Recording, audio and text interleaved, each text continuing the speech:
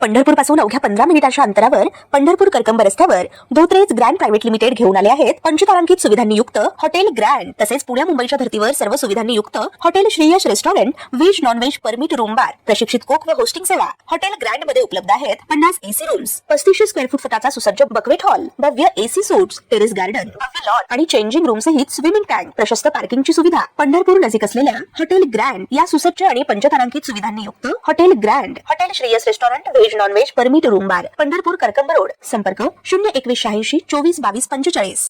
महाराष्ट्र जमीन महसूल संहिता सुधारणा विधेयक विधानसभेत एकमताने मंजूर झाले। महसूल मंत्री चंद्रशेखर बावनकुळे यांनी विधानसभेत हे विधेयक मांडले होते। या सुधारणा विधेयकात नमूद केल्याप्रमाणे महापालिका आणि नगरपालिका क्षेत्रातील गायरान जमीन आरक्षण उठवले जाणार आहे। राज्य विधिमंडळाचे हिवाळी अधिवेशन सुरू असून या अधिवेशनात विधानसभेत मंत्री बावनकुळे यांनी जमीन महसूल सुधारणा विधेयक मांडले। हे विधेयक विधानसभेत एकमताने मंजूर करण्यात आले। महापालिका आणि नगरपालिका क्षेत्रातील गायरान जमीन आरक्षण उठवले जाणार असून 1000 कोटी रुपयांच्या जमिनीचा वापर सार्वजनिक हितासाठी केला जाणार आहे। महापालिकेतील 7700 हेक्टर तसेच नगरपालिकेतील 4000 हेक्टर आणि नगरपंचायतमधील 3000 हेक्टर गायरान जमीन आरक्षण उठवले जाणार आहे। ती जागा आता थेट शासनाची होणार आहे।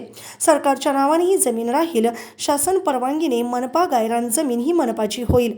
त्याचा वापर सार्वजनिक कामासाठी होईल। महापालिका आणि नगरपालिका यांचा फायदा आहे असे बावनकुळे यांनी सांगितले। 29 मनपा आणि नगरपालिका हद्दीत गायरान जमीन मोकळ्या होतील। डीपी झाले त्यात काही जमीन आरक्षण टाकले पण गायरान जमीन त्यांचा वापर करता येत नाही। सार्वजनिक हितासाठी वापर करता येईल पण व्यावसायिक कारणासाठी जमिनीचा वापर करता येणार नाही। गायरान जमीन नाव कमी होऊन जिल्हाधिकाऱ्यांची जमीन होईल। जमीन वापर करण्याच्या वेळेस ज्यावेळेस तो करायचा असेल त्यासाठी जिल्हाधिकाऱ्यांची परवानगी लागेल। जमीन मोजणी करून नोंद करेल तसेच संरक्षित करेल। अतिक्रमण काढून शासनाकडे ती जमीन घेण्यात येईल। ताज्या घडामोडी पाहण्यासाठी आमच्या YouTube चॅनलवरील PVR म्हणजेच पंढरी वार्ता या न्यूजला सबस्क्राइब करा आणि शेजारील बेल आयकॉनवर क्लिक करा।